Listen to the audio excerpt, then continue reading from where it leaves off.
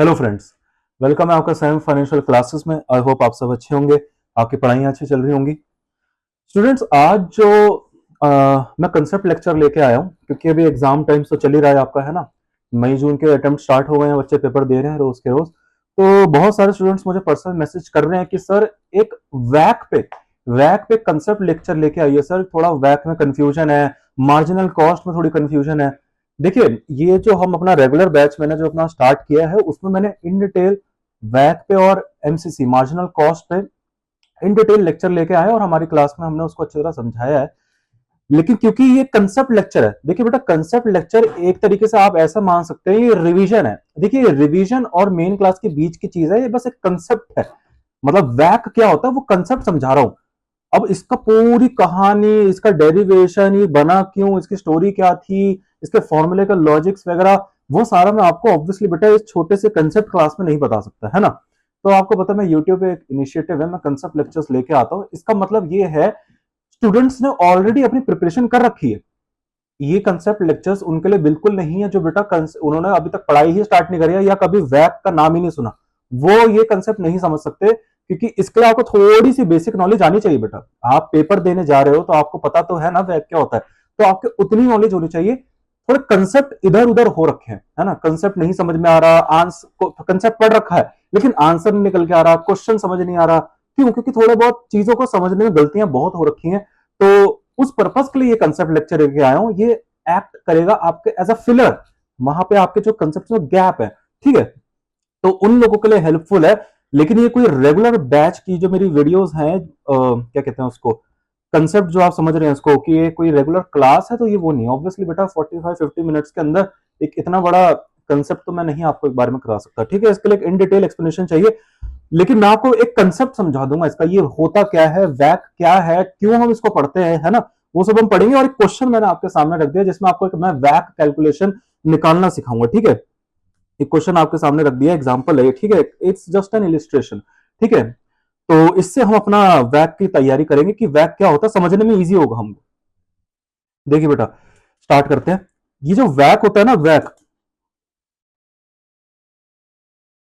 Full form इसकी वैसे weighted, अब ये वेटेड क्यों ये अभी पढ़ेंगे। Weighted average cost of capital. देखिए बेटा, ये weighted average cost of capital इसका पूरा नाम है, ठीक है। Weighted average cost of capital इसका पूरा नाम है। अब ये वेटेड क्यों इसका नाम है वो हम देखेंगे। वेटेड एवरेज मतलब एक ही वर्ड है ये, वेटेड एवरेज, और कॉस्ट ऑफ कैपिटल, ये दो चीजें अलग है बेटा। वेटेड एवरेज अलग है, कॉस्ट ऑफ कैपिटल अलग है, ठीक है। अब ये कॉस्ट ऑफ कैपिटल तो भाई साहब बहुत ही बड़ा टॉपिक है, ठीक है। आपने पढ़ ही लिया होगा बेटा, है ना। हम सेक्शन बी में, हम अपने रेगुलर बैच में बेटा, इसमें कम से कम हमने कॉस्ट ऑफ कैपिटल में ही आई थिंक 15 to 20 लेक्चर एक घंटे के लगा दिए, ठीक है। तो ये अपने में बहुत बड़ा टॉपिक है बेटा, इसमें बहुत डिटेल एक्सप्लेनेशन चाहिए, ठीक है। तो कॉस्ट ऑफ कैपिटल एक अलग चीज है, वो आपको आनी चाहिए। वो कॉस्ट कैसे निकालता है बेटा, ये मैं सारी चीजें यहाँ नहीं समझा सकता। मेरा टॉपिक है सिर्फ वैक निकालना, आपको कॉस्ट ऑफ कैपिटल निकालने आना चाहिए, ये मैं अज्यूम करके चल रहा हूँ, ठीक है। बच्चों ने बोला कि स्टूडेंट्स सर हमको वैक निकालना सिखाइए, बस वैक आ जाए। तो मैं वैक निकालने का ये कंसेप्ट लेक्चर फिर आप लोगों के पास लेके आया हूँ, क्योंकि एग्जाम टाइम्स है, तो इसलिए ये मैं कंसेप्ट लेक्चर लेके आया हूँ। चलिए ठीक है, कॉस्ट ऑफ कैपिटल कैसे निकालते हैं वो अलग बात है। वेटेड एवरेज यहां पे नाम क्यों है वो अभी देख लेते हैं, वो अभी थोड़ी देर में देखेंगे। लेकिन ये वैक बना क्यों दुनिया में, इसका थोड़ा सा छोटा सा हिस्ट्री में आपको बता देता हूं, ये वैक दुनिया में क्यों बना। देखिए, सेक्शन ए आप सब पढ़ के आए होंगे, है ना। आप सबने सेक्शन ए पढ़ा होगा, पार्ट 2 की बात कर रहा हूं। सेक्शन ए में आपने टॉपिक पढ़ा होगा, impact of inflation on financial statements. बेटा ये टॉपिक आप लोगों ने पढ़ा या नहीं पढ़ा? हाँ जी सर पढ़ा है। ये आपने सेक्शन में टॉपिक पढ़ा होगा, बहुत ही ज्यादा इंपॉर्टेंट टॉपिक है, अंडररेटेड टॉपिक है। तो हमारे फाइनेंशियल अकाउंट्स में अगर मैं आपको बात करूं तो बेटा, फाइनेंशियल अकाउंट्स में इन्फ्लेशन को वैसे कंसिडर नहीं किया जाता। सीधी बात है बेटा, एक ब्रूटल ट्रूथ है, लेकिन क्या करें, कुछ कर नहीं सकते इसमें, ठीक है। हमारे फाइनेंशियल अकाउंट्स में हम इन्फ्लेशन को कंसिडर नहीं करते। ये आपको बहुत जगह जगह दिख जाएगा और उस लेक्चर में मैंने आपको इन डिटेल समझाया है। लेकिन मैनेजमेंट अकाउंटिंग, मैंने आपको पहले ही बताया था, अकाउंट बहुत टाइप की होती है, फाइनेंशियल मैनेजमेंट, है ना। मैनेजमेंट अकाउंटिंग में स्टूडेंट्स, मैनेजमेंट अकाउंटिंग में लेकिन इन्फ्लेशन को कंसिडर किया जाता है। क्यों? क्योंकि management accounting is free from all the accounting principles, है ना। मतलब मैनेजमेंट अकाउंटिंग बेटा ना अकाउंटिंग प्रिंसिपल फॉलो करता, मतलब लायबल, मतलब वो नहीं है उसके अंदर, वो नहीं है, क्या कहते हैं उसको, फोर्स नहीं है, वो इन कंप्लायंस नहीं है, उसको कोई कंप्लाई नहीं कर रहा, उसको फोर्स नहीं कर रहा है कि आपको अकाउंटिंग प्रिंसिपल फॉलो करने पड़ेंगे, नहीं करोगे तो आप पे वो कर देंगे, हम सैंक्शंस लगा देंगे, पेनल्टीज लगा देंगे, है ना। ऑडिट, ऑडिट की भी जरूरत नहीं होती बेटा। क्यों? क्योंकि मैनेजमेंट क्या होती है बेटा, मैनेजमेंट मतलब कंपनी के मालिक, कंपनी के मालिक बेटा अपने अकाउंट्स बना रहे हैं, अपने लिए बना रहे हैं, अपने डिसीजन के लिए बना रहे हैं, बाहर वालों को क्या पड़ता है, मैं A4 में एक अकाउंट बना दूं, क्या फर्क पड़ता है बेटा, क्या फर्क पड़ता है ऑडिटर को, ऑडिटर को बोलेंगे भाई तू अपना काम से काम रख, तू अपने फाइनेंशियल स्टेटमेंट चेक करना, दुनिया के लिए फाइनेंशियल स्टेटमेंट है तो वो चेक कर, ये तो हमारे अपने लिए है, तू इस पे अपना हक कैसे जमा सकता है। तो बेटा मैनेजमेंट अकाउंटिंग में तो कुछ भी करो, ठीक है, कुछ भी करो, कैश बेसिस फॉलो करो, कुछ भी करो, कोई आपको रोकने टोकने वाला है नहीं, ठीक है। तो डिसीजन लेने के लिए तो फाइनेंशियल अकाउंट्स में क्योंकि बेटा इन्फ्लेशन को कंसिडर नहीं किया जाता, बहुत जगह आपको वहां पे दिखेगा, तो क्या है ना बेटा, एक इन्वेस्टर बेटा इससे बेटा बहुत ज्यादा इंपैक्ट हो जाएगा। मैं आपको समझाता हूं क्यों। देखो बेटा आप, मैं बात कर रहा हूं, सोचो 2010 की एग्जांपल के तौर पे, और आज 2025 चल रहा है, 2025 चल रहा है बेटा, आपने 2010 में फॉर एग्जांपल आपने डेट बॉन्ड्स इशू करे, 2010 में आपने मार्केट में बॉन्ड्स इशू करे, कितने कॉस्ट पे, कूपन रेट क्या है, 10% के कॉस्ट पे इशू करे बेटा, 10% के कॉस्ट पे आपने इशू कर दिए। अब आपको ये चीज पता है बेटा, जनरली फिक्स इंटरेस्ट होता है, हम अपने बॉन्ड्स में जनरली फिक्स इंटरेस्ट देते हैं, फ्लोटिंग इंटरेस्ट होता है, वो हमारे सिलेबस में इतना है नहीं, ठीक है, आपके सिलेबस में इतना डिटेल में नहीं जाना है, फ्लोटिंग इंटरेस्ट वगैरह, SOFR रेट वगैरह, बस ऊपर ऊपर से आपको पढ़ना है, ज्यादा डिटेल में नहीं है, ठीक है। तो ये तो आपको पता है बेटा, जो बॉन्ड्स होते हैं जनरली फिक्स इंटरेस्ट होता है उसमें, है ना, वो चेंज तो होता नहीं। लेकिन दो, क्यों, अच्छा ये पहले बात तो ये बताओ, आपने 2010 में तय कैसे करा कि आप 10% ही दोगे, मुझे एक बात बता दो बेटा, आप आपको कैसे पता कि 2010 में आप जो बॉन्ड्स इशू कर रहे हो, लोगों को अपना बॉन्ड सेल कर रहे हो, लोगों से मार्केट में उधार उठा रहे हो, तो उस उधार के पैसे पे आप जनरल पब्लिक को 10% का ब्याज दोगे, ये आपको किसने बताया। ऑब्वियसली बेटा इसमें आपको मार्केट रिसर्च करना पड़ेगा, है ना। कैसे, आपने देखा मार्केट में इन्फ्लेशन कितने का चल रहा है, आपने देखा बेटा मार्केट में जो इन्फ्लेशन चल रहा है ना, 10% चल रहा है, इन्फ्लेशन चल रहा है, हाँ इन्फ्लेशन चल रहा है। अरे इन्फ्लेशन क्या होता है बेटा, इन्फ्लेशन मैं आप लोगों को बता देता हूं, इन्फ्लेशन मतलब महंगाई, मंदी, ये आप लोगों को पता है ऑलरेडी, लेकिन कुछ कुछ स्टूडेंट्स अगर कहीं कंफ्यूज हो जाए इसलिए उनको बताने की कोशिश कर रहा हूं, ठीक है, चलिए ठीक है, ठीक है सर, ये इन्फ्लेशन 10% का चल रहा है, ओके। आपने देखा मार्केट में महंगाई 10% का चल रही है, इसका मतलब क्या, मतलब जो महंगाई, मतलब जो आपके खर्चे हैं वो 10% के रेट से बढ़ रहे हैं बेटा, ठीक है। तो बेटा आप मुझे बात बताओ, आपका खर्चा 10% के रेट से बढ़ रहा है, तो आपका जो पैसा है, आपकी जो इनकम है, आपकी जो इन्वेस्टमेंट्स है, क्या वो भी 10% के रेट से नहीं बढ़नी चाहिए बेटा, बढ़नी चाहिए। क्यों? क्योंकि अगर बेटा आपकी इनकम भी महंगाई के बराबर नहीं आएगी तो आप उसको अफोर्ड कैसे करोगे। एग्जाम्पल के तौर में इसको समझते हैं, ठीक है, मैं आपको कोशिश कर रहा हूं बेटा इसी लेक्चर में आपको वैक अच्छी तरह समझ में आ जाए, ठीक है।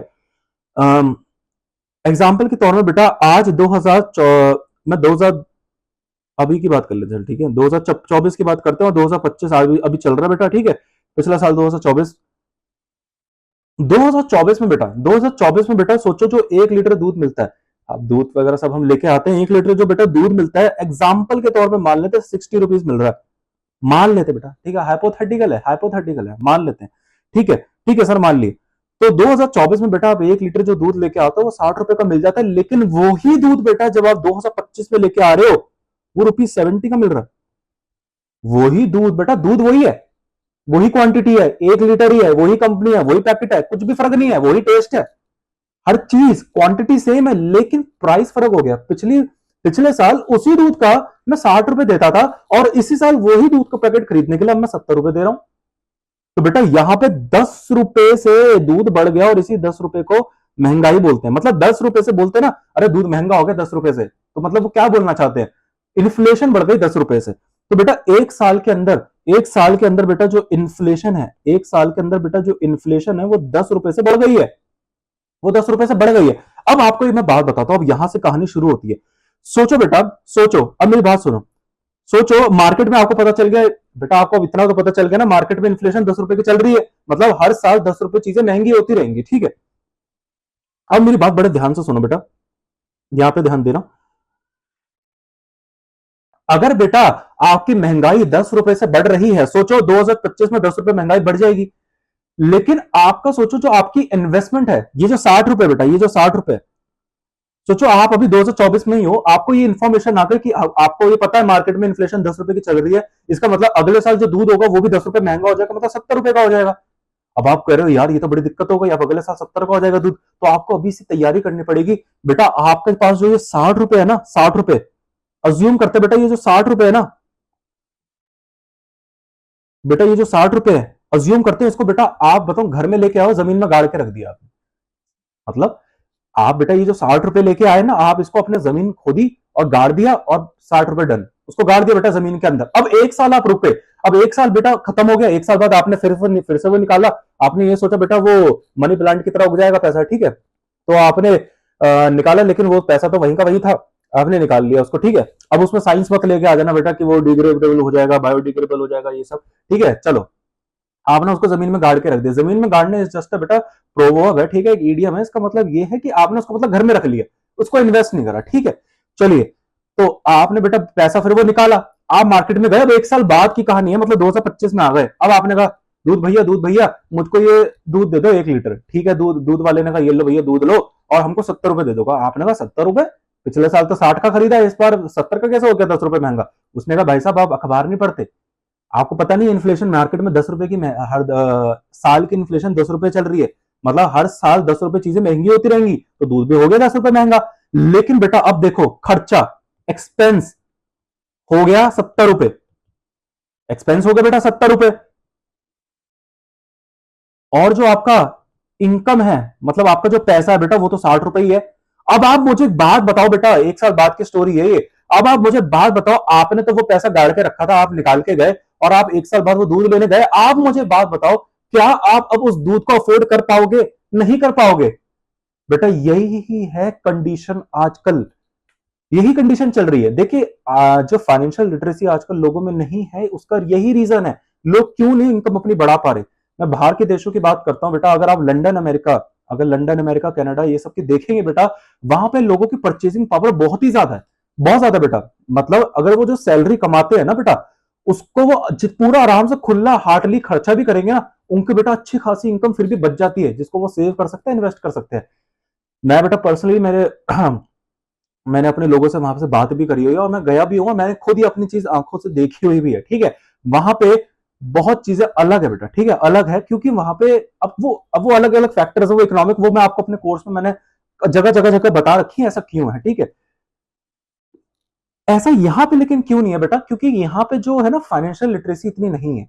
दूसरा बेटा इनकम लेवल भी इतना नहीं है, ठीक है, इनकम लेवल भी इतना नहीं है। आप जो इनकम कमा रहे हो बेटा, उसमें जब आप खर्चे करते हो तो आप देखते हो आपके पास कुछ खास बचता नहीं है, रेसिडुअल कुछ खास है नहीं, ठीक है।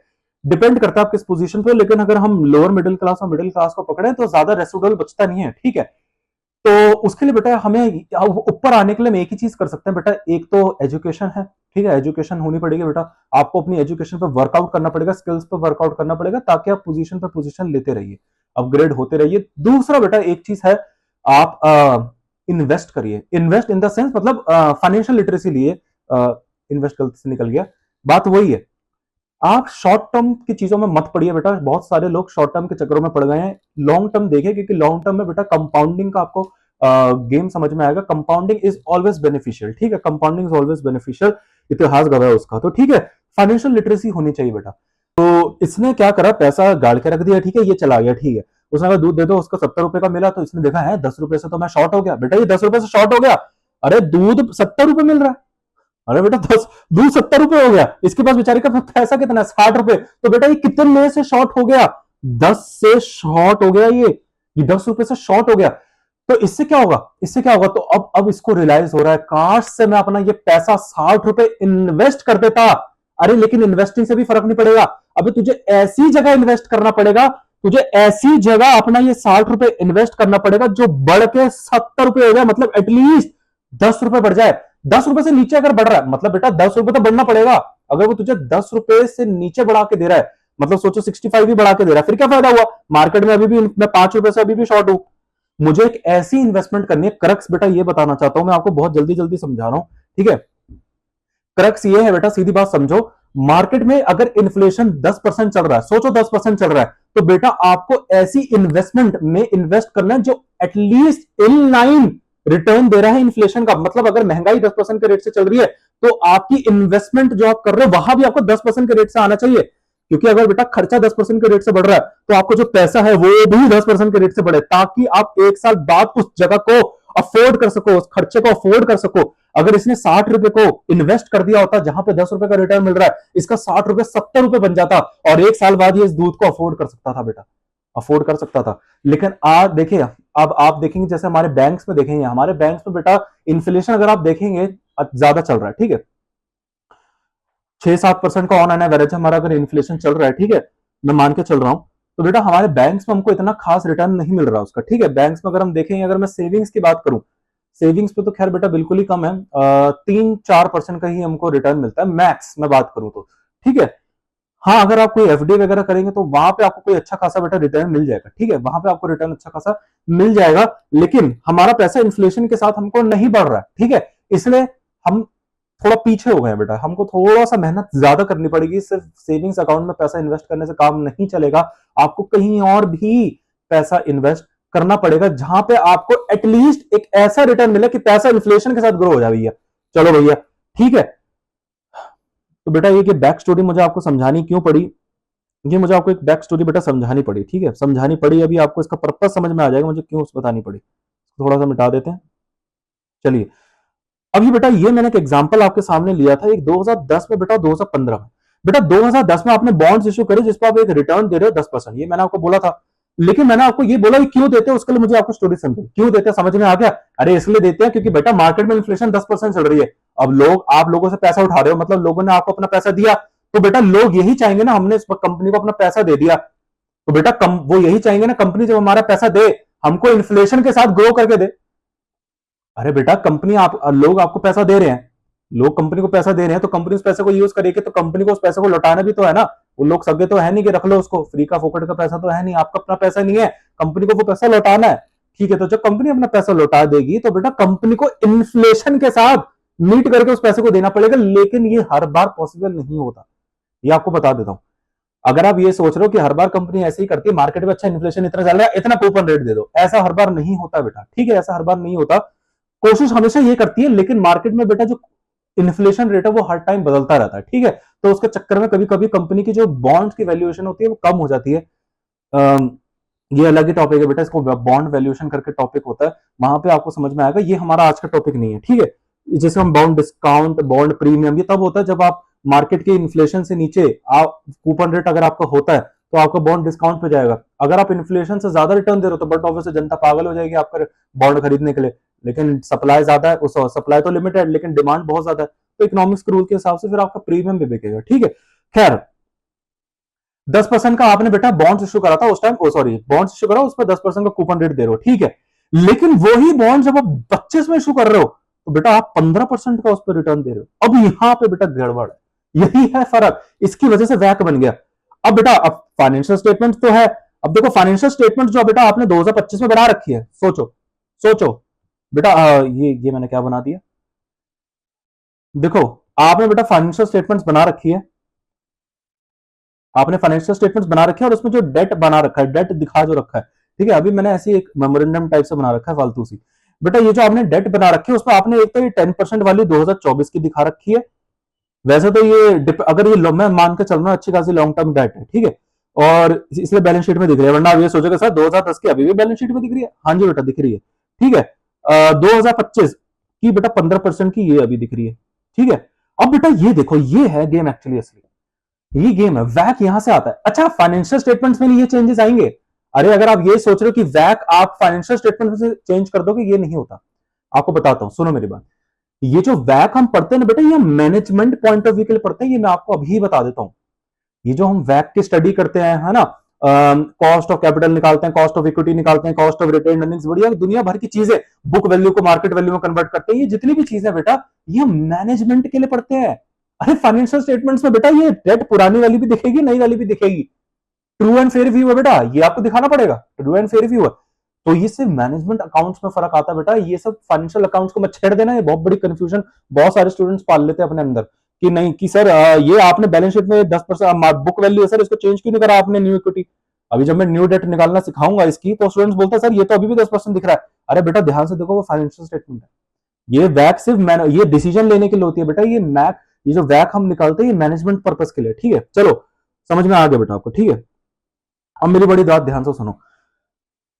अब आपने बेटा जब 2010 में, अब आपकी बताओ एक इन्वेस्टर है, अब आप एक इन्वेस्टर हो, मेरी बात बड़े ध्यान से सुनो, यहां से ही स्टोरी स्टार्ट हो रही है। आप एक इन्वेस्टर हो, आप एक फाइनेंशियल स्टेटमेंट को एनालाइज कर रहे हो। आपने जब उस फाइनेंशियल स्टेटमेंट को एनालाइज करा तो आपने देखा यार इस बैलेंस शीट के अंदर इसने जब डेट 2010 में इश्यू करी, उस पर जो ये अपने वो क्या कहते हैं उसको, जो कूपन रेट है, उस पर जो ब्याज पब्लिक को देता 10% दे रहा है, वही पैसा जब ये 2025 में उठाता है कि 15% देता है। तो यार ये तो गड़बड़ है बेटा, ये तो गड़बड़ है ना, वहां पे 10% दे रहा है, यहां पे 15% दे रहा है, तो ये क्या सीन है, मतलब गड़बड़ मामला चल रहा है। मतलब बेटा बड़ी ध्यान से सुनो, पीएनएल अकाउंट खोलो, पीएनएल अकाउंट खोलो बेटा, पीएनएल अकाउंट से समझ में आएगा। पीएनएल अकाउंट में बेटा जब आप ब्याज दोगे तो but obviously to interest account debit करते हो, यहां पे बेटा आप 10% वाला भी डेबिट कर रहे हो, 15% वाला भी डेबिट कर रहे हो। बेटा 10% वाला ब्याज भी डेबिट करोगे, 15% वाला भी ब्याज डेबिट करोगे, लेकिन इसका चलो 15% वाला, अब मेरी बड़ी ध्यान से सुनो, यहां पे बहुत ज्यादा ध्यान देने वाली बात है बेटा, ये जो 15% वाला ब्याज है ये आप आज की इन्फ्लेशन के हिसाब से दे रहे हो। बेटा आपने 2025 में बॉन्ड इश्यू करा, 2025, आपको अगर आज का इन्फ्लेशन जानना ना बेटा, बेस्ट तरीका है मार्केट में लोन लेने चले जाओ, समझ में आ जाएगी बेटा आपको। अगर आपको आज अच्छा खासा इन्फ्लेशन जानना है कि मार्केट में एक्चुअली इन्फ्लेशन क्या चल रहा है, तो बेटा बैंक के पास जाओ, बैंक को बोलो हमको लोन ले दो, लोन दे दो, ठीक है। तो बैंक आपको लोन देगा, तो जो उस पर ब्याज वो चार्ज कर रहा है ना बेटा, वो मोटा मोटा आज का इन्फ्लेशन चल रहा है, क्योंकि बेटा बैंक कभी भी अपना पैसा इन्फ्लेशन से नीचे ग्रो नहीं करेगा, वो हमेशा अपना पैसा इन्फ्लेशन के साथ ग्रो करता है, ठीक है। वैसे तो सरकार की भी बहुत सारी वेबसाइट्स है जहां पे आप कंफर्म कर सकते हैं, कॉस्ट प्राइस इंडेक्स है, वहां से भी बहुत सारे कंज्यूमर प्राइस इंडेक्स जिसको हम बोलते हैं, बहुत ज्यादा उस चीजों से आप निकाल सकते हैं। चलिए, तो 15% बेटा आप ऑब्वियसली ब्याज दे रहे हो आज बॉन्ड पे, तो उसका मतलब आज मोटा मोटा इन्फ्लेशन 15% का चल रहा है। तो बेटा आप आज की इन्फ्लेशन, तो पीएनएल अकाउंट में बेटा आप आज की इन्फ्लेशन के हिसाब से कॉस्ट डेबिट कर रहे हो, बेटा पीएनएल अकाउंट में आज के इन्फ्लेशन के हिसाब से कॉस्ट डेबिट कर रहे हो, और बेटा जो आप कमा रहे होगे वो भी आज के इन्फ्लेशन के हिसाब से कमा रहे होगे, बाय सेल्स इनकम्स वगैरह जितने भी कमा रहे होगे बेटा 22 इन्फ्लेशन के हिसाब से कमा रहे होगे ना। अरे सोचो ये दूध दूध की पीएनएल है, एक कंपनी है दूध वाली बेटा, कोई भी कंपनी हम ले लेते हैं XYZ मिल्क लिमिटेड, ठीक है। वो बेटा उसके लिए सेल्स क्या है, दूध बेचना, तो बेटा जब भी वो दूध बेचता है आज की इन्फ्लेशन के हिसाब से बेचता है ना। देख लो आज बेटा आप दूध खरीदने जाओ 70 रुपए का मिल रहा है ऑन एन अप्रॉक्स, है ना, तो आज के इन्फ्लेशन के हिसाब से मतलब महंगाइयां बढ़ रही है ना, दूध का प्राइस बढ़ रहा है, तो मतलब कंपनी जो कमा रही होगी डेयरी वाली, वो आज की इन्फ्लेशन के हिसाब से कमा रही है, मतलब उसकी जो सेल्स होगी वो भी एज पर इन्फ्लेशन के हिसाब एडजस्टेड होगी, आज के इन्फ्लेशन के हिसाब से कमा रही है, खर्चा भी वो आज की इन्फ्लेशन के हिसाब से डेबिट कर रहा है। लेकिन एक गड़बड़ है, एक खर्चा आज की इन्फ्लेशन के हिसाब से एडजस्ट नहीं है। इसे ही कहते हैं सेक्शन ए में जो मैंने आपको टॉपिक पढ़ाया था बेटा, सेक्शन ए में जो बेटा मैंने आपको टॉपिक पढ़ाया था, कहां चला गया, इंपैक्ट ऑफ फाइनेंशियल स्टेटमेंट। मैंने आपको बेटा adjusted inflation adjusted financial statements बनाना सिखाई थी। इन्फ्लेशन एडजस्टेड इनकम स्टेटमेंट कैसे बनाते हैं, income adjusted sorry inflation adjusted balance sheets कैसे बनाते हैं, इन्वेंट्रीज को कैसे बेटा एडजस्ट करते हैं, ये मैंने आपको बहुत इन डिटेल अपनी क्लास में पढ़ा रखा है, ठीक है। वहां पे इन्फ्लेशन फाइनेंशियल स्टेटमेंट्स को कैसे बनाते हैं, चलिए ठीक है। लेकिन आप यहाँ पे बेटा बड़े ध्यान से देखना, ये मैं आपको स्टोरी बता रहा हूं, इसके बाद हम सीधा बेटा बस इतना एक्सप्लेनेशन काफी है, वैक पे उतर जाएंगे, ठीक है। बेटा आप पीएनएल अकाउंट देखो, सेल्स ऑब्वियसली बेटा कंपनी जो भी सेल्स कर रही होगी बेटा आज की महंगाई के हिसाब से ही सेल्स कर रही होगी ना, देख रही होगी यार आज की महंगाई इतनी बढ़ गई, तो बोलेंगे भाई भाई महंगाई बढ़ गई है, चल माल का प्राइस बढ़ा दे, तो माल महंगा हो जाता है बेटा, है ना। तो आज जो कंपनी सेल्स कर रही है वो तो चलो आज के इन्फ्लेशन के हिसाब से कमाई कर रही है, और बेटा खर्चा भी देखो आज के हिसाब से डेबिट कर रही है, लेकिन एक ऐसा खर्चा है जो आज का इन्फ्लेशन का नहीं है। बेटा ये 10% जो आप ब्याज दे रहे हो, ये क्या आप आज के इन्फ्लेशन के हिसाब से दे रहे हो, ये तो बेटा आप 10 साल पहले 5 साल पहले का सॉरी 15 साल पहले का बेटा 15 साल के होते हैं ना, हाँ 15 साल पहले का बेटा ब्याज दे रहे हो, ये तो आप, तो ये तो 15 साल पहले का ब्याज है बेटा, और आज 15 साल पहले का ब्याज आप आज डेबिट कर रहे हो, ये तो आज की इन्फ्लेशन के हिसाब से नहीं है। इसका मतलब बेटा कुछ ये इनकम स्टेटमेंट पूरी तरीके से फुली इन्फ्लेशन एडजस्टेड नहीं है। ये जो इनकम स्टेटमेंट आपने बनाई है बेटा, ये फुली इन्फ्लेशन एडजस्टेड नहीं है, यहाँ पे कुछ इन्फ्लेशन एडजस्टेड चीजें हैं, कुछ नॉन इन्फ्लेशन है, तो बेटा इन्वेस्टर पागल हो जाएगा।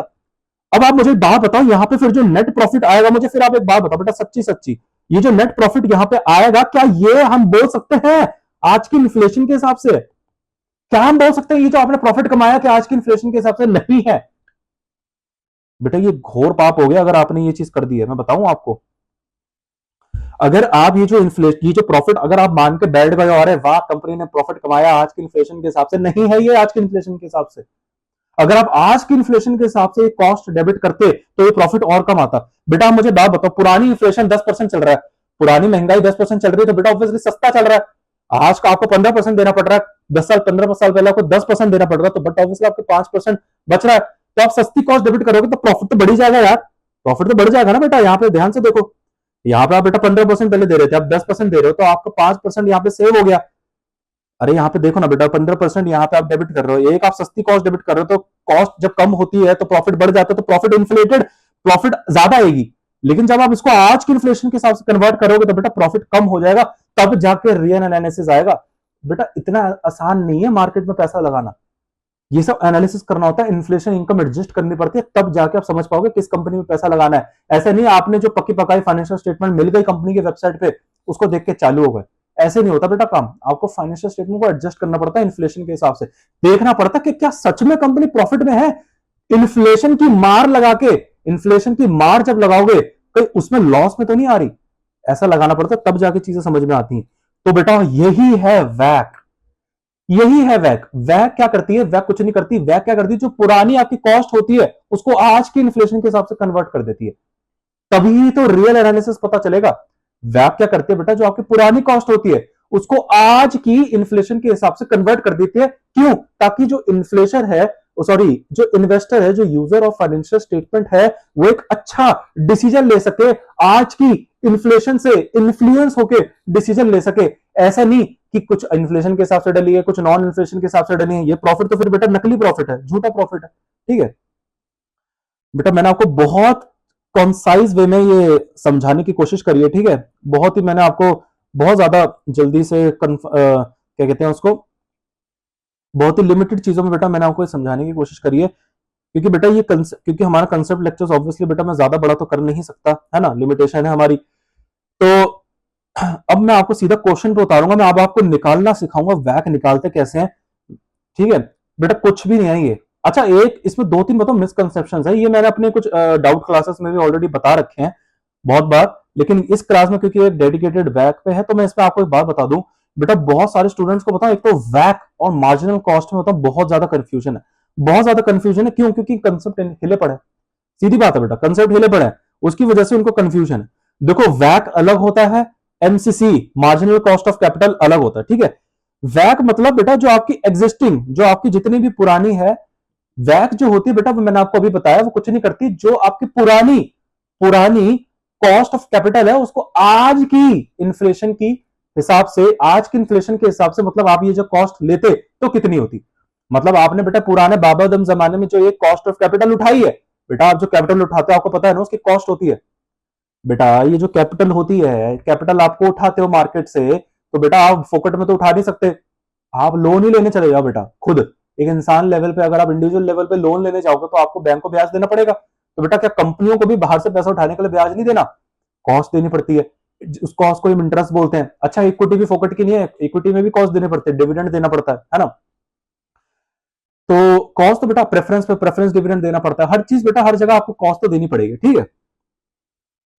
तो वैक क्या करता है, जो पुरानी कॉस्ट ऑफ कैपिटल होती है, जो आपने पुरानी कैपिटल उठाई थी उस पर जो कॉस्ट है उसको आज की इन्फ्लेशन के हिसाब से बस वो कन्वर्ट कर देता है। ये बोलता है कि अगर तुम आज के इन्फ्लेशन के हिसाब से, आज के हिसाब से अगर इस पैसे को उठाते तो कितना उठाते। अब इस वैक के अंदर बेटा पुरानी भी और जो अगर आप कोई नई इश्यू कर रहे हो उसको दोनों को कंसिडर किया जाता है, लेकिन मार्जिनल कॉस्ट ऑफ कैपिटल में बेटा सिर्फ नई कॉस्ट ऑफ कैपिटल को कंसिडर किया जाता है, एग्जिस्टिंग को गलती से भी मत कर देना बेटा, गलती से भी मत कर देना। अगर आपने मार्जिनल कॉस्ट ऑफ कैपिटल कर ली कंसिडर और उसमें पुरानी एग्जिस्टिंग भी दिखा दी, आंसर वहीं गलत हो जाएगा।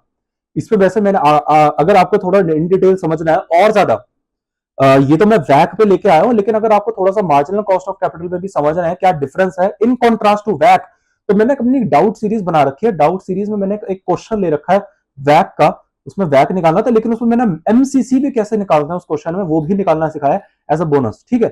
तो आप वहां जाके रेफर कर सकते हैं, मैंने आपको और वहां पे समझा रखा है, ठीक है। तो आप इस लेक्चर को अगर उसके साथ देखेंगे तो आपको बहुत ज्यादा समझ में आएगा। मेरी यूट्यूब पे प्लेलिस्ट बनी हुई है डाउट सीरीज करके, आप वहां पे जाके रेफर कर सकते हैं, ठीक है।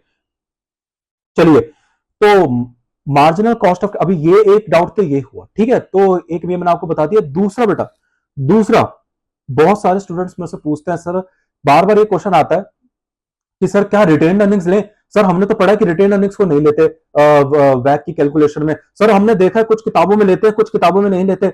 बेटा ये सब जो वायरस पाल रहे हैं बच्चे, ये सब दिमाग में, ये सब, ये जो अफवाहें है, चीजें हैं, गलत फहमी है, ये सब मत पानो। ये सब वो चीजें जो रट रहे हैं बेटा, अगर आप रट्टेबाजी करोगे ना तो ये सब वहम आपके माइंड में आएंगे, ये सब वायरस तो फिर होने ही है, ठीक है। तो इनको निकालने का बेटा एक ही तरीका है, वो है कंसेप्ट। बेटा ये रिटेन अर्निंग्स को लेना है नहीं लेना, क्या है ये सब? बेटा सीधी सीधी बात बता रहा हूं, रिटेन अर्निंग्स कुछ नहीं होता। पहली बात तो स्टूडेंट को यही कंफ्यूजन है, रिटेन अर्निंग्स, अरे रिटेन अर्निंग्स कुछ नहीं होता बेटा, जो पुराने एग्जिस्टिंग शेयर होल्डर्स हैं उनको रिटेन अर्निंग्स बोलते हैं, उनका दूसरा नाम रिटेन अर्निंग्स है। लॉजिक बताता हूं सुनो। रिटेन अर्निंग्स क्या होता है, नाम समझो, एक ऐसी अर्निंग जिसको आपने रिटेन करके रखा है, मतलब जोड़ के रखा है, एक ऐसा पैसा जो आपने जोड़ के रखा है। बेटा पुराने टाइम पे मतलब जो पुराने इक्विटी शेयर होल्डर्स है बेटा, उनसे कभी ना कभी आपने पैसा उठाया होगा, तो बेटा उनका पैसा आपने उठा के कहां रखा है? घर में। बेटा धंधे में इन्वेस्ट करके रखा है, धंधे में इन्वेस्ट कर रखा है, उनका पैसा एसेट्स में, हमने पैसा एसेट्स में खरीद लिया, चीजों में खरीद लिया, या जोड़ के हमने रखा हुआ है रिटेन अर्निंग्स में। तो बेटा एग्जिस्टिंग शेयर होल्डर का पैसा हमारे पास ही तो पड़ा हुआ है, जोड़ के ही तो रखा है, धंधे में ही तो है, जोड़ के रखा हुआ है, तो जोड़े हुए पैसे को तो रिटेन अर्निंग्स बोलते हैं। तो रिटेन्ड अर्निंग्स का दूसरा नाम बेटा क्या होता है? Cost of existing equity, sorry existing equity. तो cost of retained earnings is actually cost of existing equity. लेकिन बहुत सारे स्टूडेंट्स पे कंफ्यूज हो जाते हैं, ये पता नहीं कॉस्ट ऑफ एग्जिस्टिंग इक्विटी क्या होता है, न्यू इक्विटी क्या होता है, रिटेन्ड अर्निंग्स क्या होता है। अरे कुछ नहीं है बेटा, दो चीजें होती हैं, बता देता हूं, आज आपका ये वहम क्लियर हो जाएगा। इक्विटी बेटा दो टाइप के होते हैं। इस कंसेप्ट लेक्चर के बाद बेटा अब आपको कभी भी वैक की कैलकुलेशन में दिक्कत नहीं आएगी, आप अब इस कंसेप्ट में एक्सपर्ट बन जाओगे, ठीक है। इक्विटी, जबकि ये मैं सिर्फ एक कंसेप्ट लेक्चर लेके आया, लेकिन क्योंकि मैंने आपको पहले ही बोला आप लोगों को थोड़ा सा नॉलेज तो होनी चाहिए, क्योंकि बेटा पेपर है, सीरियस है ना, पेपर का टाइम आ गया, आपको वैक थोड़ा तो पता होना चाहिए ना, वैक एटलीस्ट होता क्या है। तो इस कंसेप्ट लेक्चर देखने के बाद बेटा आपको फुल कॉन्फिडेंस आ जाएगा, आप सारे क्वेश्चन यहाँ पे हाथ से निकालना है बेटा, हाथ से क्वेश्चन निकालना है, ठीक है। अगर आप बस ऐसे पढ़ते पढ़ते ये अच्छा ऐसे होता है, यूं होता है, यूं होता है, ये होता है, ऐसा कर करके चले जाओगे तो काम नहीं चलेगा, ठीक है। चलो हाथ से निकालना बेटा इक्विटी। अब देखो इक्विटी दो टाइप की होती है बेटा, एक तो न्यू इक्विटी होती है बेटा, अगर आपको न्यू इक्विटी इशू करनी है तो एक तो बेटा एग्जिस्टिंग इक्विटी होगी। अरे बेटा कंपनी की एग्जिस्टिंग इक्विटी भी तो होगी, ऐसा थोड़ी ना हर टाइम न्यू इक्विटी इशू करती रहेगी। तो बेटा एग्जिस्टिंग इक्विटी होती है, दो टाइप की इक्विटी होती है। और बेटा एग्जिस्टिंग इक्विटी का दूसरा नाम ही कुछ नहीं होता बेटा, रिटेन्ड अर्निंग्स होता है। बस आज ये आपका मैंने डाउट भी क्लियर कर दिया, ठीक है। तो यहां पे बेटा अगर आपको क्वेश्चन में गलती से भी अगर दिख जाता है यहाँ पे रिटेन्ड अर्निंग्स, तो गलती से बेटा कंफ्यूज मत हो जाना, यहाँ पे बस उसने कुछ नहीं बोला एग्जिस्टिंग इक्विटी, यहां पे इसका मतलब ये है जो हमारे एग्जिस्टिंग इक्विटी है, एग्जिस्टिंग इक्विटी है, दो दो बार लिख रहा हूं, बताओ, जो हमारे एग्जिस्टिंग इक्विटी है वो इतने हैं, ठीक है। और यहाँ पे जो कॉमन स्टॉक लिखा है इसका मतलब ये न्यू है, ठीक है, इसका मतलब ये न्यू है, अब कभी कंफ्यूजन नहीं होगी आपको, ठीक है। अब यहाँ पे भी आपको देखो मैं दिखा देता हूँ, ये देखो इसने यहाँ खुद लिखा है न्यू कॉमन स्टॉक 40% है और रिटेन अर्निंग्स 30%। इसका मतलब जो आप अगर नए शेयर इशू करते हो, न्यू इक्विटी से पैसा लेते हो, तो उनकी कैपिटल स्ट्रक्चर में कितना परसेंटेज है? 40%। और पुराने वालों को कितना परसेंट है? 30%, ठीक है। वैसे आप बताओ इसको अलग अलग, वैसे तो बेटा आप इसको अलग अलग भी ले सकते हो, ठीक है, अलग अलग ले, कुछ लोग बताओ इसको एक करके ले लेते हैं अगर दोनों सेम आते हैं तो, लेकिन हर बार सेम नहीं आता। आज मैं आपको वो कॉन्ट्रास्ट भी बताऊंगा। जनरली हम क्या करते हैं, मैं आपको एक बात बता देता हूं, आपने देखा भी होगा, जनरली हम क्या करते हैं बेटा, ये जो कॉस्ट इन्होंने निकाली है ना, ये जो इन्होंने कॉस्ट निकाली है, हम इन दोनों को बताओ एक ही नेम के अंदर कॉमन स्टॉक या इक्विटी करके ले लेते हैं, ठीक है। इसको हम मतलब इसका 30 और 40 मतलब 70% करके ले लेते हैं। लेकिन ये चीज तब होती है जब यहां पे कॉस्ट ऑफ कैपिटल दोनों की सेम होती है। जर्नली मैं आपको एक बात बता देता हूं, जर्नली, लेकिन ये रियल लाइफ में नहीं होता, मैं ऐसे कह रहा हूं, थ्योरेटिकली कह रहा हूं, रियल लाइफ में अलग है। रियल लाइफ में हमेशा आपको इन दोनों को अलग अलग लिखना पड़ेगा, अलग अलग लिखना होता है, क्योंकि बताऊंगा क्यों, एक चीज है उसमें। जनरली आपने देखा होगा कुछ बुक्स में, कुछ क्वेश्चंस में इन दोनों को एक साथ लिखा जाता है, कॉमन स्टॉक करके, है ना, ये इक्विटी करके और 70% लेके, और जो ये कॉस्ट ऑफ कैपिटल होती है वो भी इन दोनों की जनरली सेम आ जाती है, कुछ कुछ किताबों ने करी है। लेकिन एक्चुअली रियल लाइफ में फर्क आते हैं, क्यों? यही फर्क है बेटा। ये बताओ, मुझे बात बताओ, ये जो इक्विटी एग्जिस्टिंग इक्विटी है, ये कौन है? आपके पुराने शेयर होल्डर्स। इनको कुछ नहीं करना बेटा, बस पुराने शेयर होल्डर्स को आज की न्यू इक्विटी के हिसाब से कन्वर्ट करना है। तो बेटा जो भी मार्केट शेयर होगा आज के हिसाब से, वो सब हम देख लेंगे कैसे कन्वर्ट करना है, ठीक है, वो हम कर लेंगे। लेकिन बेटा यहां तो न्यू इक्विटी में क्या है, यहां तो बेटा न्यू इक्विटी इश्यू कर रहे हो।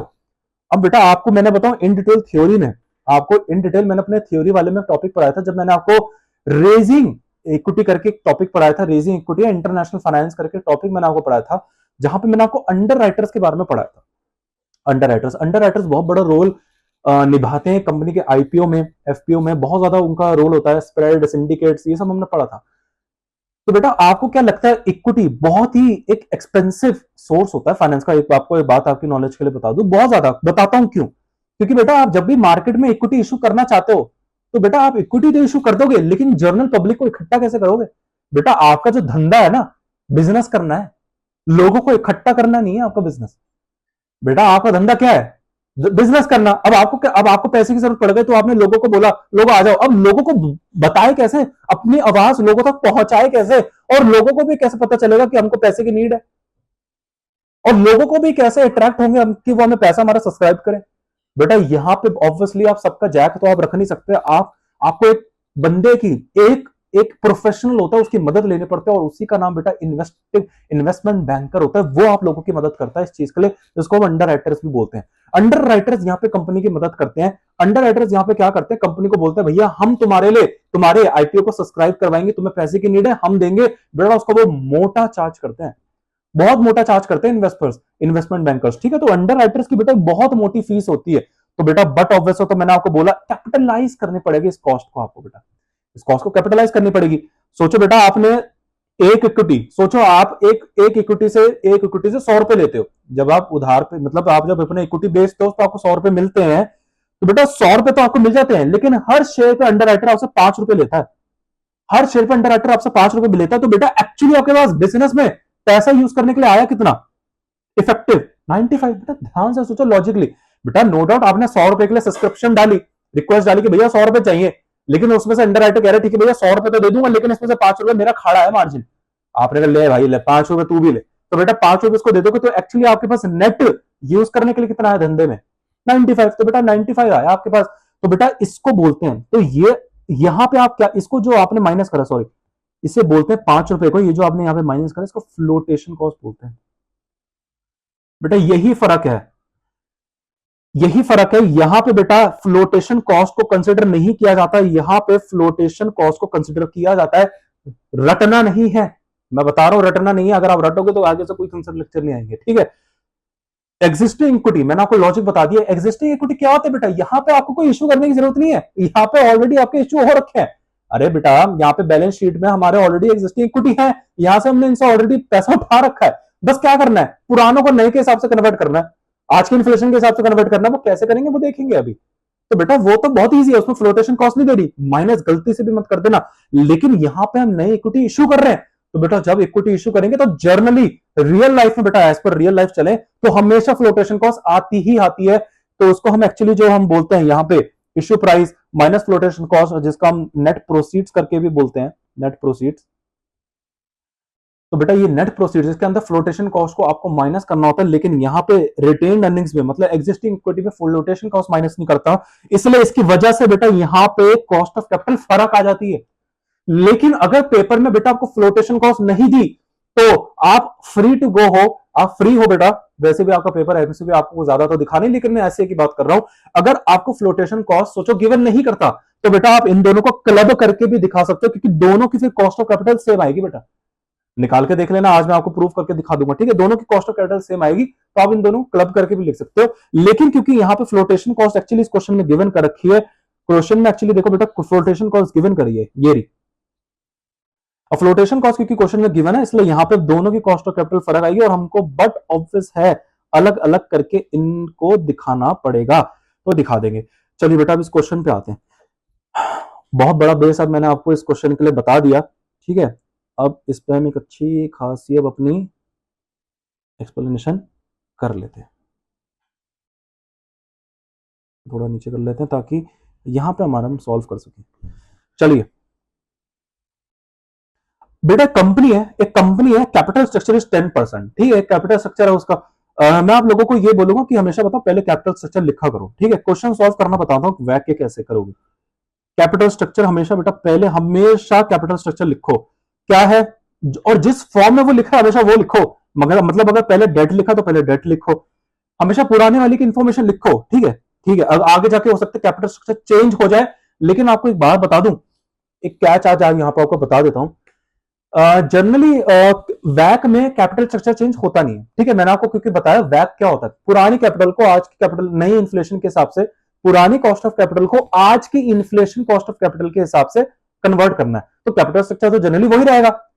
अरे आप कोई नया इशू थोड़ी ना कर रहे हो, अगर इशू नया भी कर रहे हो तो वो कैपिटल स्ट्रक्चर अगर सेम है तो ठीक है, लेकिन मार्जिनल कॉस्ट ऑफ कैपिटल में बेटा हम कभी कभी कैपिटल स्ट्रक्चर चेंज भी हो सकता है।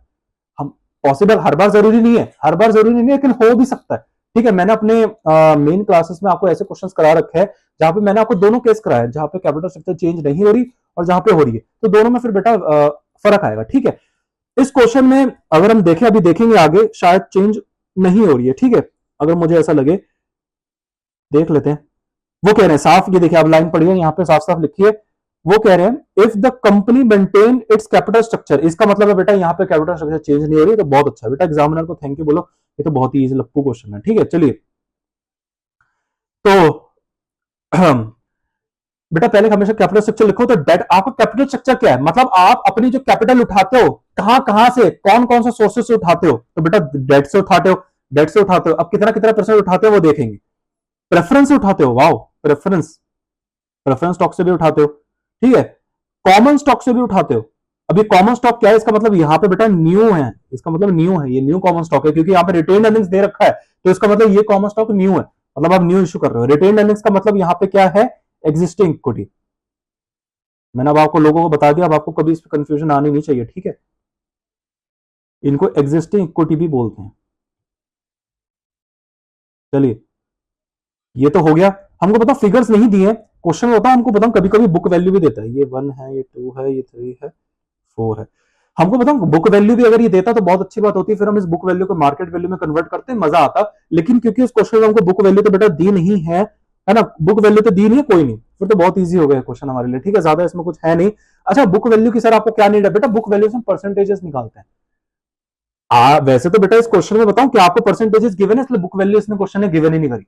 मतलब देखो 10% डेट है, 20% प्रेफरेंस है, 40% आपको कॉमन स्टॉक है, 30% रिटर्न अर्निंग। जब इस क्वेश्चन ने गिवन करा है तो हमें बुक वैल्यू मार्केट वैल्यू की कोई जरूरत नहीं। लेकिन अगर ये नहीं होता तो बेटा हमको फिर बुक वैल्यू की जरूरत होती है, फिर हम उसको मार्केट वैल्यू में कन्वर्ट करते और उस मार्केट वैल्यू से बेटा फिर हम परसेंटेजेस निकालते, ठीक है। अच्छा यहाँ पे वेटेड एवरेज क्यों है, मैंने आपको क्लास में स्टार्टिंग में बताया। देखिए वेटेड एवरेज अभी आपको थोड़ी देर में समझ में आएगा, यहाँ पे समझ नहीं आएगा, लास्ट में बताऊंगा बिल्कुल, ठीक है। अच्छा आपका ये वेट्स क्या है, वेट्स भी लिखो, जिसको मैं डब्ल्यू से संबोधित करूंगा। 10% डेट है, प्रेफरेंस 20% है, 40% बेटा डेट हो गया, तो 10 30 70, तो और यहाँ पे 30%। 100% आना चाहिए बेटा, ये प्रोबेबिलिटी का गेम है सारा, ठीक है। Probability, the sum of all the probability is equal to 1, ठीक है। ये आप लोगों को पता है। तो सारे वेट्स ये जो भी आएंगे ऑब्वियसली 100% से आएंगे, ठीक है। इनका सारा टोटल 100% होना चाहिए। चलिए ठीक है सर। बेटा अब यहाँ पे कहानी सुनो, बहुत अच्छी खासी इसमें क्वेश्चन लिख रखा है। एक कंपनी है, एक कंपनी है बेटा, उसको बताओ 40 लाख, नहीं 40 लाख नहीं है, 40 करोड़, नहीं नहीं 40 लाख है, सॉरी सॉरी 40 लाख है, मतलब $4 मिलियन भी बोल सकते हैं। मैं आप लोगों को एक बात बोलूं, पेपर में कभी भी बताऊं, ये इंडियन सिस्टम फॉलो मत करना, न्यूमेरिक ये जो क्या कहते हैं, जैसे अभी मैंने यहाँ पे लगाया ना कॉमा डाल के, दो दो दो दो तीन तीन करके, ये कभी मत करना, ठीक है। ये तो मैंने अभी आपको क्वेश्चन समझाने के लिए, बस फिगर कितनी है वो देखने के लिए, एक्चुअली $4 मिलियन है, ठीक है। $4 मिलियन है। हमेशा प्रैक्टिस ये बनाओ कि आप हमेशा मिलियंस और बिलियंस में खेलो, ठीक है। क्योंकि पेपर में बेटा कभी कभी वो क्या करता है, इन फिगर्स मिलियंस दे देता है, बहुत बच्चे कंफ्यूज हो जाते हैं उसमें। तो आदत अगर मिलियंस बिलियंस में करने के डालोगे, लैक्स में अगर कन्वर्ट करने की कोशिश करोगे, उसको करोड़ में अपने इंडियन सिस्टम में कन्वर्ट करोगे, तो टाइम थोड़ा सा वेस्ट हो जाता है वहां पे, ठीक है। चलिए ठीक है। उसको 40 लाख मतलब $4 मिलियन की जरूरत थी। अब उसने क्या कहा, जब उसको जरूरत थी ना, उसने कहा भाई अपने घर में बताऊं फोकट का पैसा पड़ा हुआ है, मतलब अरे रिटेन अर्निंग्स हमारे पास 30% पड़ी है, अरे जोड़ा हुआ पैसा 30% घर में ऑलरेडी पड़ा है, तो 40 लाख में से 30% तो घर में पड़ा है। सोचो बेटा एग्जाम्पल, आपको एक स्कूटर खरीदना है, स्कूटर सोचो आपको 80,000 रुपए का स्कूटर खरीदना है। अब आपके पास पैसे आपके पास सारे पूरे पैसे नहीं है, आपने देखा अगर घर में तो 20,000 ऑलरेडी पड़े हैं, तो 80,000 में से 20,000 का तो घर से फाइनेंस हो गया, बाकी 60,000 हम मार्केट से फाइनेंस करा लेंगे, ठीक है। ऐसी यही है। अरे 40 लाख का इसको प्रोजेक्ट चाहिए, उसके लिए पैसा चाहिए $40 लाख, तो घर में 30% ऑलरेडी पड़ा है, तो 40 लाख का 30% मतलब 12 लाख हो गया, तो 12 लाख घर में पड़ा है, तो बाकी कितना हो गया 28 लाख उसको मार्केट से उठाना है, ठीक है। अब 28% उसको मार्केट से उठाना, तो बट ऑब्वियसली बेटा कैपिटल स्ट्रक्चर आपको पता ही है कैसे कैसे उठाना है, 10% डेट से उठाना है, 20% इससे उठाना है, 40% इससे उठाना है। बहुत अच्छी बात हो गई। समझ रहे हो ना, मतलब 10% बाकी वो कैसे उठाएगा, डेट से उठाएगा, 20 से उठाएगा, ठीक है। चलो ठीक है, बहुत अच्छी बात हो गई। The rest comes from the other three components, नहीं भी बोलता तो हमको पता ही था ये, ठीक है। The company can issue the new debt at the cost of 12.6%। अब यहां पे बात देखो, पुरानी इन्फ्लेशन के हिसाब से हमको तो दिया नहीं इसने, बहुत अच्छी बात करी, इसने दिया ही नहीं पुरानी, मतलब पुरानी डेट कितनी थी, मतलब पुराना जो इसने डेट इशू करा था इसने गिवन नहीं करा, तो कोई नहीं, हमको चाहिए भी नहीं बेटा, हमको चाहिए भी नहीं, हमको तो आज की डेट के हिसाब से चाहिए ना, आज की इन्फ्लेशन क्या है, आज की इन्फ्लेशन के मतलब अगर आज की इन्फ्लेशन के हिसाब से, अब आप समझ रहे हो ना इसको, डेट, ये आप पहले तो ये सोच रहे हो कि सर ये क्यों, ये क्यों दे रहा है कि company can issue a new debt at 12%। अरे इसने साफ साफ बोला तो है इसको 40 लाख की जरूरत है, 40 लाख डॉलर की, तो बेटा 30% तो डेट से रिटेन अर्निंग से इशू करा, तो बाकी तो फाइनेंस कराना, तो फाइनेंस से इसको डेट से भी इशू करना पड़ेगा, तो डेट से फिर जब ये नए बॉन्ड इशू करेगा तो उसको उस पर कॉस्ट देनी पड़ेगी, तो जब इसको कॉस्ट देगा तो आज की इन्फ्लेशन के हिसाब से इसको 12.6% की बेटा कॉस्ट देनी पड़ेगी। अच्छा आपको एक बात बता दूं, और जब भी पेपर में आपको गिवन ना हो कि ये बिफोर टैक्स है या आफ्टर टैक्स है, तो हमेशा अज्यूम करना है ये बिफोर टैक्स है, ठीक है। ये जो कॉस्ट आपको दे रखी है बेटा, ये बिफोर टैक्स आपको अज्यूम करनी है, अगर क्वेश्चन में नहीं गिवन करा, ठीक है, ये मैं आपको पहले ही बता के चल रहा हूं। The company can issue the company can issue a debt at a 12.6%, ठीक है। The firm can also sell, oh wow, वो क्या देखा, the firm can also sell 100 par value preference, मतलब ऑब्वियसली फिर प्रेफरेंस से भी, क्योंकि दूसरा 20% कहां से उठाएगा, प्रेफरेंस है, तो बेटा प्रेफरेंस भी इसको इशू करने पड़ेंगे। अच्छा, एक प्रेफरेंस की पार वैल्यू कितनी है, 100। अब आपको ये पता है कि प्रेफरेंस पे जो डिविडेंड दिया जाता है हमेशा फेस वैल्यू पे दिया जाता है, फेस वैल्यू पे दिया जाता है ना, तो फेस वैल्यू पे 100 रुपए, $100 आपने प्रेफरेंस से उठाया, उस पर फिर आप फेस वैल्यू पे डिविडेंड दोगे कितना, 14%, तो बेटा 100 का 14% 14 बनता है, ठीक है भैया। अच्छा बताओ, ये सब थ्योरी थ्योरी चल रहा है बेटा, ये मैं आपको बता रहा हूँ, बताओ, मैं आपको कैलकुलेट तो करने नहीं बता रहा। पहले बेटा हम निकालेंगे कॉस्ट ऑफ डेट, धीरे धीरे पढ़ेंगे बेटा, ठीक है, कॉस्ट ऑफ डेट निकालते हैं। तो आफ्टर टैक्स ऑफ कॉस्ट कैसे निकालते हैं बेटा, कॉस्ट ऑफ डेट कैसे निकालते हैं मुझे बताओ। 14% कितना, 12.6%। पहले फॉर्मूला लिख लेता हूं बेटा, ठीक है, कैसे निकालते हैं, इंटरेस्ट 1 - टैक्स परसेंट, ये पता है ना क्यों होता है tax percent, effective tax return है, ये इफेक्टिव रिटर्न। अरे बेटा ये इफेक्टिव रिटर्न निकालते हैं ना, मतलब आप ये जो 12.6% का खर्चा दे रहे हो बेटा, ये तो 12.6% आपका खर्चा है, मतलब पीएनएल में डेबिट करोगे, अच्छा पीएनएल में डेबिट करोगे तो आपकी इनकम 12.6% से कम हो जाएगी, तो उस पर आपकी टैक्स सेविंग हो जाएगी, मतलब एक तरीके से रिफंड आ गया। तो एक्चुअली आपको जो इफेक्टिव खर्चा है मतलब 12.6% नहीं है, थोड़ा सा कम है, ठीक है बेटा। अब ये मैं अब आपको डिटेल नहीं समझाऊंगा, इससे फिर वीडियो मेरी बहुत लंबी हो जाएगी, आप लोगों को ऑलरेडी पता है, ठीक है। तभी मैंने आपको बोला मैं कॉस्ट ऑफ कैपिटल समझाने नहीं बैठा हूं, मैं आपको वैक निकालने बैठा हूं। तो यहाँ पे 12.6% हमारा है। अच्छा, इसमें से 1 - टैक्स परसेंट देख लेते हैं बेटा, कितना है टैक्स परसेंट। द कंपनी ये है, ठीक है, ये हो गया, आगे आगे the return earning the company, बेटा टैक्स तो दिया ही नहीं इसने, बेटा पूरे क्वेश्चन में टैक्स गिवन ही नहीं है, ठीक है बेटा, अब हम इसमें कुछ नहीं कर सकते, टैक्स टैक्स गिवन नहीं है, तो इस चीज को फिर आपको अज्यूम करना पड़ेगा, जैसे अभी मैंने आपको यहाँ पे बोला होता कि कभी क्वेश्चन में अगर कुछ गिवन ना हो तो आपको ये अज्यूम करना है कि ये बिफोर टैक्स है, लेकिन बेटा जब टैक्स ही गिवन नहीं है, जब टैक्स ही गिवन नहीं है तो बेटा इसको आपको आफ्टर टैक्स मानना पड़ेगा। ये तो भाई साहब बहुत ही अच्छी चीज हो गई, मजा ही आ गया। तो टैक्स तो यहाँ पे 0% का बेटा, ठीक है, टैक्स तो यहाँ पे 0% है, तो आपका जो आफ्टर टैक्स आ गया वो 12.6% ही आ गया, ठीक है भैया, बहुत अच्छी बात हो गई, ये तो बहुत ही सही बात हो गई, ठीक है। तो आपका आफ्टर टैक्स भी 12% आ गया, थोड़ा सा हम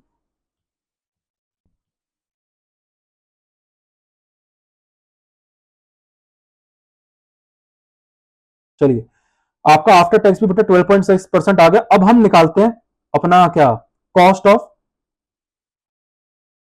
प्रेफरेंस, कॉस्ट ऑफ प्रेफरेंस निकालते हैं बेटा, कैसे निकालेंगे देख लेते हैं। कॉस्ट ऑफ प्रेफरेंस कैसे निकालेंगे, आपको बड़ा आसान है, पहले फॉर्मूला बताओ मुझे, फॉर्मूला क्या है। फॉर्मूला है बेटा नेट प्रोसीड्स अपॉन, ओ सॉरी, डिनोमिनेटर में नेट प्रोसीड्स लिखता हूं, ऊपर क्या लिखते हैं, प्रेफरेंस डिविडेंड। बेटा प्रेफरेंस डिविडेंड में से गलती से भी टैक्स माइनस मत कर देना, कुछ कुछ स्टूडेंट्स तो टैक्स माइनस कर देते हैं, ठीक है। कभी भी बेटा आपको क्या जो प्रेफरेंस डिविडेंड निकालना होता है उसमें कभी भी बेटा टैक्स माइनस नहीं करना होता है, ठीक है, ये आप लोगों को पता है, माइनस मत कर देना, क्यों, क्योंकि प्रेफरेंस पे डिविडेंड आपको जो होता है, जो गिवन होता है, जो आप देते हो प्रेफरेंस पे डिविडेंड, वो हमेशा आप आफ्टर टैक्स प्रॉफिट में से देखते हो। अरे है तो ये इक्विटी ना, है तो मालिक लोग ही, तो मालिकों को जब आप देते हो तो ऑब्वियसली प्रॉफिट्स के बाद देते हो ना, टैक्स लगने के बाद। चलिए ठीक है, तो इसमें से ये पीएटी आफ्टर टैक्स आता है। तो प्रेफरेंस डिविडेंड हमको गिवन। अच्छा नेट प्रोसीड्स देखो, अभी निकालते हैं नेट प्रोसीड्स कितनी है।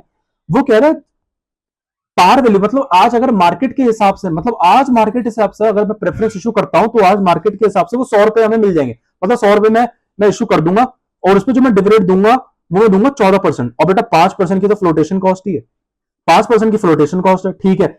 मतलब आपने मेरी बात ध्यान से सुनो, 100 रुपए आपने मार्केट से, मतलब 100 रुपए का आपने इशू करा तो आपके पास 100 रुपए आ गया, लेकिन आपके पास पूरा 100 रुपए नहीं आया, यहाँ पे आपने 5% तो अंडर राइटर को दे दिया फ्लोटेशन कॉस्ट पे, तो आपने नेट प्रोसीड आपके पास जो घर में आया 95। अच्छा 95 आप इस बिजनेस में यूज करोगे।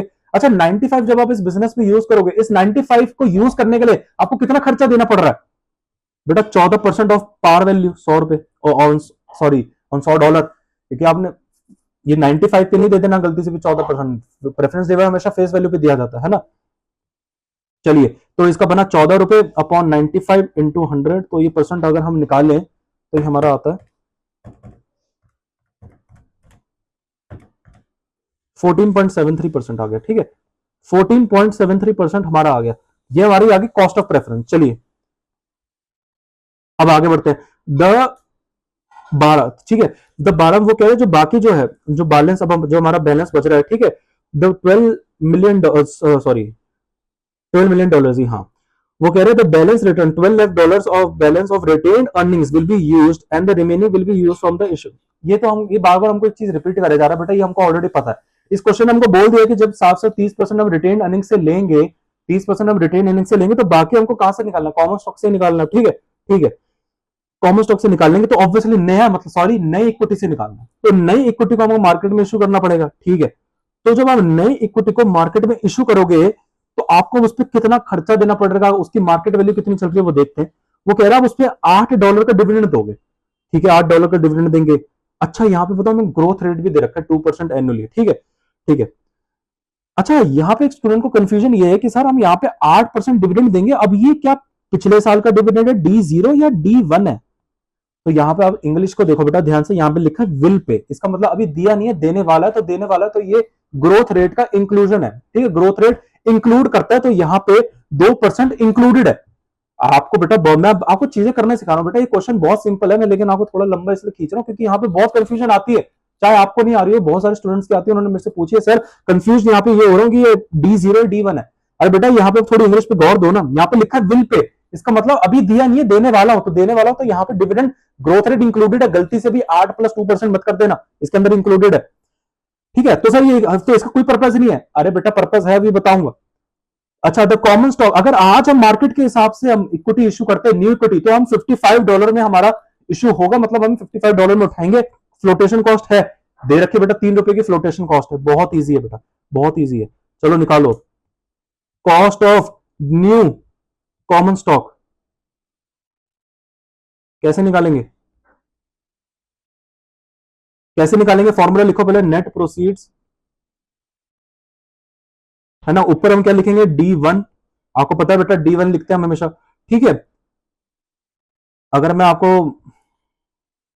चलिए ठीक है, वैसे नेट प्रोसीड्स का फॉर्मूला आपको अगर जानना तो मैं लिख देता हूं, P0 जो प्राइस आपका चल रहा है अभी मार्केट में, माइनस P जो आपका चल रहा है अभी मार्केट में, P0 माइनस P मतलब market price minus flotation cost, ठीक है। अच्छा फिर इसमें प्लस ग्रोथ परसेंट, ठीक है। इसको प्लस क्यों करते हैं? क्योंकि बेटा ये हम यहाँ पे ग्रोथ परसेंट क्यों करते हैं, इसका मैंने लॉजिक बेटा अपना फॉर्मूले के डेरिवेशन में बता रखा है, सिंपल एक लाइन में बोलूंगा, क्योंकि बेटा एक इक्विटी शेयर होल्डर बहुत ज्यादा रिस्क लेता है। अगर आप हायरार्की देखोगे रीपेमेंट्स की, रीपेमेंट शेड्यूल में, तो आप देखेंगे जब कंपनी वाइंड अप हो जाती है, लिक्विडेशन होती थी, सबसे लास्ट में जो पैसा मिलता है वो इक्विटी को मिलेगा, कॉमन स्टॉक को, हो सकता है उसको मिले भी ना, तो बेटा वो बहुत ज्यादा रिस्क अज्यूम करता है, तो बेटा वो यही आपसे डिमांड करता है कि भैया मुझे एटलीस्ट ग्रोथ परसेंट, इतने रिटर्न पे बेटा एटलीस्ट ग्रोथ के साथ और पैसा बढ़े, मतलब और जल्दी जल्दी फिर वो अपना पैसा रिकवर्ड कंपनी से करेगा, ठीक है। ये बेटा बहुत इन डिटेल टॉपिक है ग्रोथ परसेंट, ये ग्रोथ परसेंट निकालना भी होता है ये, लेकिन आपके सिलेबस में नहीं होता है, सीपीए सीएफएस सिलेबस में, ठीक है, ये आपको नहीं निकालना।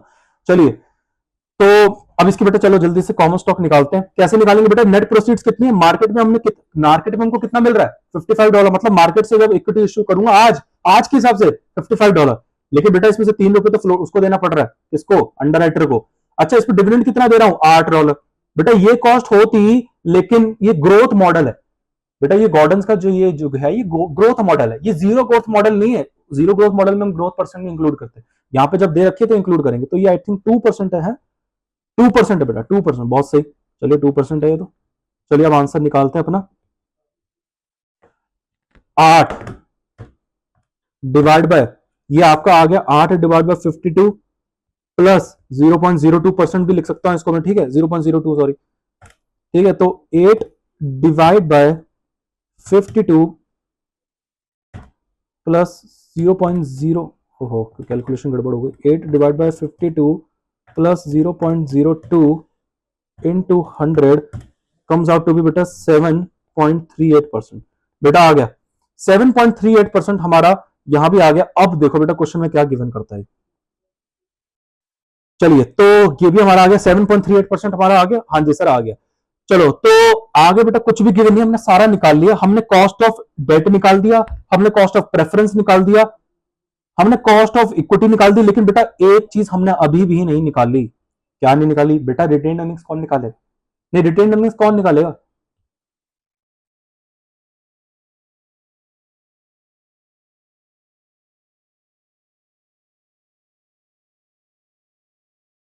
इसका फॉर्मूला क्या है?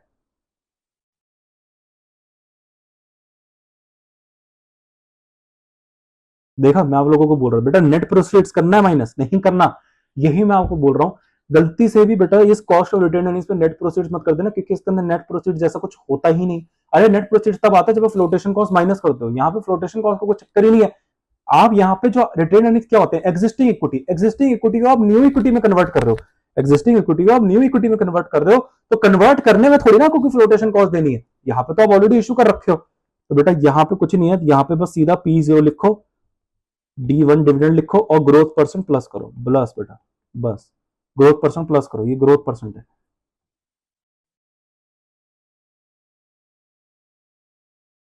ठीक है।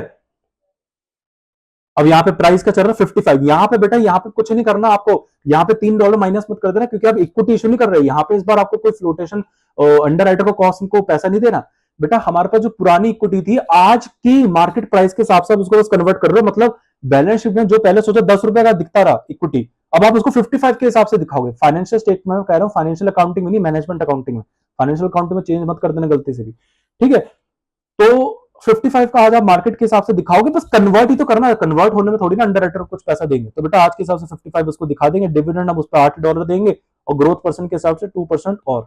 तो ये हो गई हमारी, बस यहाँ पे इसलिए फर्क आ गया। तो यहाँ पे आप करो 8 डिवाइड बाय 55 प्लस 0.02 इंटू 100, ये बेटा 16.54%। लो जी, हमने सारी चीजें निकाल ली बेटा, सारी ही चीजें निकाल ली मैंने। अब बेटा कुछ भी गिवन नहीं है, लास्ट लाइन पढ़ देते कंपोनेंट, वो कह रहा है ये सब सेम है बेटा, हमको पता ही है, ठीक है। द कंपनी द वेटेड, वो कह रहा है बस वैक निकाल लो लास्ट में बेटा, वैक निकालते हैं। चलो वैक निकालते हैं बेटा। डेट मैंने कैपिटल यहाँ पे लिख दिया, वेट्स आपके सामने, वेट्स यहाँ पे आप चेंज करने की जरूरत नहीं है, क्योंकि बेटा इसने हमको बुक वैल्यू मार्केट वैल्यू दी नहीं, उससे हम कोशिश करते हैं निकालने की। इसलिए साफ साफ इसने हमको गिवन कर रखा है कि बेटा ये कैपिटल स्ट्रक्चर सेम रहेगा। तो ठीक है, कॉस्ट ऑफ कैपिटल लिखो यहाँ पे, कॉस्ट ऑफ कैपिटल लिखो। कॉस्ट ऑफ कैपिटल बेटा डेट की हमने कितनी निकाली है? 12.6%। 12.6% निकाली है। प्रेफरेंस की कितनी निकाली है? 14.73%। इसकी कितनी निकाल दी? अरे इसकी कितनी निकाल दी?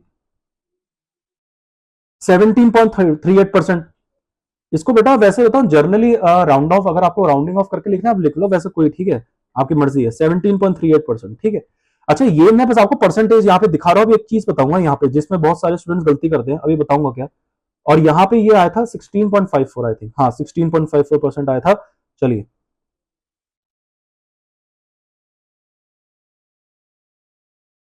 बेटा ये जो आपने परसेंटेज में लिखा है ना, बस यहाँ पे एक चीज मैं आपको बता देता हूँ, परसेंटेज में गलती हमेशा परसेंटेज में मत लिखना बेटा। जब भी वैक निकाल रहे हो हमेशा डेसिमल्स में लिखना। हमेशा आप बेटा इसको डेसिमल, एक आदत बनाओ कि हमेशा डेसिमल्स में लिखो। या अगर आप एक्सपर्ट है तो आप इसी में भी लिख सकते हो, या देख लेते हैं, ठीक है। चलिए मैं आपको, अगर आप ऐसे ही करना चाहते हो तो आप ऐसे ही कर लीजिए, ठीक है। तो अब आपको कुछ नहीं करना बेटा, ये हो गई हमारी एक्स, इसको मैं एक्स मान लेता हूं, इसको मैं एक्स मान लेता हूं। तो हमारी जो बेटा वो आएगी, क्या कहते हैं, डब्ल्यू एक्स है ना, डब्ल्यू एक्स की हमारी वेटेड है, इसका जो टोटल आएगा, समीशन आएगा, उसी को हम वैक बोलेंगे। निकालो बेटा, कैसे निकालेंगे? इसको इससे मल्टीप्लाई करेंगे, इसको इससे, इसको इससे, इससे, और इसका जो समीशन आएगा उसको, मतलब इसका जो एग्रीगेट आएगा उसी को वैक बोलेंगे। चलिए अब निकालते हैं।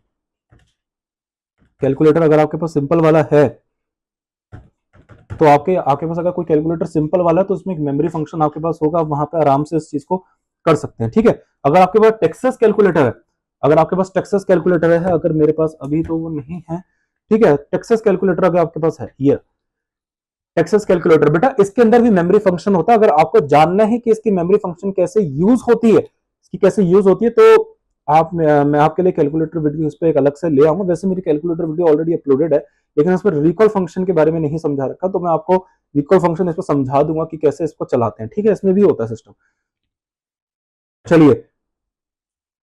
तो करते हैं 10 इंटू, आप मेरे से बेटा थोड़ा सा आगे चलिए, 20 इंटू 14.73, 40 इंटू 17.38, 30 इंटू 16.54, ये आ गया बेटा हमारा 16 पॉइंट, ये आ गया बेटा 1612, ये 1612% आ गया, तो बेटा इसको 100 से डिवाइड करना पड़ेगा, तो पॉइंट, तो 16.12% आ गया बेटा। आप देखेंगे यहाँ पे ऑलमोस्ट बराबर आया, क्योंकि इन्होंने राउंडिंग ऑफ कर, इन्होंने राउंडिंग ऑफ करा। देखिए बेटा, इन्होंने 12.26 को हमने जो लिया था यहाँ पे 12.6 को लिया है, हमने 14.73 लिया, इन्होंने 14.7 लिया, हमने 17.38 लिया, जिसको इन्होंने राउंडिंग ऑफ करके 17.4 कर दिया है, और 16.54 को इन्होंने राउंडिंग ऑफ करके 16.6 कर दिया है। तो आप ऐसे कर सकते हैं, तो इनका थोड़ा सा डेसिमल का फर्क आ गया, लेकिन ये भी चलता है। ठीक है, तो आप यहाँ पे देखेंगे तो बेटा 1612 आ गया, तो बेटा ये यहाँ पे देखिए ना 1612 आ गया, तो आपको यहाँ पे दो डेसिमल्स इंटू करा है, तो पीछे ले जाना पड़ेगा, डिवाइड बाय 100 करना पड़ेगा, डिवाइड बाय आपको यहाँ पे 100 करना पड़ेगा, मतलब यहाँ पे 1612 आया है, डिवाइड बाय 100 करना पड़ेगा, तब जाके यहाँ पे 16.12% आपका आंसर आएगा, एंड दिस इज योर वैक। अब यहाँ पे ये वेटेड हम बेटा सिंपल एवरेज कभी भी यूज नहीं करते हैं। ठीक है, सिंपल एवरेज बेटा यहाँ पे क्या होती है, सिंपल एवरेज अगर हम यहाँ पे यूज करते हैं तो बेटा यहाँ पे 4 है, तो यहाँ पे 25%, 25%, 25% और 25%, बस 25% करता है, सिम को मल्टीप्लाई करते हैं, तो उसको simple weighted average cost of capital बोलते हैं। लेकिन वो बेकार चीज है बेटा, कभी भी मैनेजमेंट में यूज नहीं करी जाती, क्योंकि बेटा मुझे बात बताओ, सिंपल सिंपल एवरेज के हिसाब से मतलब डेट की परसेंटेज 25% है, मतलब आप जब भी कैपिटल उठाते हो मार्केट से, तो आपका 25% आप डेट से उठाते हो, ये तो सिंपल एवरेज कह रहा है। लेकिन बेटा रियलिटी में देखो, रियलिटी में आप सिर्फ 10% उठाते हो, इसलिए हम कभी भी सिंपल एवरेज यूज नहीं करते, आप हमेशा यहाँ पे वेटेड एवरेज यूज करते हो, इसलिए इससे आंसर हमेशा बढ़िया होता है, और वेटेड एवरेज हमेशा अच्छी चीज होती है, बहुत अच्छी आपकी कॉस्ट ऑफ कैपिटल है। मतलब अब ये है बेटा आपकी आज की इन्फ्लेटेड कॉस्ट ऑफ कैपिटल, इसका मतलब आप आज की इन्फ्लेशन के हिसाब से, मतलब ये जो कैपिटल उठाओगे, तो आपको 16.12% का खर्चा आएगा, और आप अपने पीएनएल में 16.12% का खर्चा डेबिट करोगे। तो बेटा ये मैंने थोड़ी सी लंबी क्लास ली है ना, ऑलमोस्ट 50-55 मिनट्स की मेरी क्लास हो गई है weighted average cost of capital पे। आई थिंक इससे थोड़ी लंबी हो गई, लेकिन मैंने आपको समझाने की कोशिश करी कि कैसे निकालते हैं। बहुत सारे स्टूडेंट्स का सेक्शन बी पे आया कि सर हमको समझाइए weighted average cost of capital कैसे निकालते हैं। आई होप आपको ये समझ में आया होगा। आप लोगों को ये एडवाइस करूंगा कि मेरी डाउट क्लास है, इस पे आप जाके प्लेलिस्ट में चेकआउट कर सकते हैं, जिसमें मैंने मार्जिनल कॉस्ट ऑफ कैपिटल भी बता रखा है। ठीक है, तो आप वहां पे जाके देख सकते हैं। इसमें मैंने मोस्ट ऑफ द जो स्टूडेंट्स के आज एक्चुअली क्या पर्पस था, बहुत सारे मैंने आपको बताया, कहीं कहीं जगह डाउट्स, इस क्वेश्चन में भी बहुत सारे डाउट्स थे, कंसेप्ट में भी डाउट्स थे, रिटेन अर्निंग्स लेते हैं नहीं लेते, फ्लोटेशन कॉस्ट, बहुत सारे स्टूडेंट्स ने मेरे से अब तक जो इस पर डाउट पूछे बेटा, आज मैंने वो सारे इस पर कवर कर दिए। तो बेटा ये पूरी की पूरी एक कंसेप्ट क्लास है, अपने में सक्षम क्लास है, तो आप इसको देखिए, और आपके पेपर के लिए भी ऑल द बेस्ट। मिलता है आपसे नेक्स्ट क्लास में।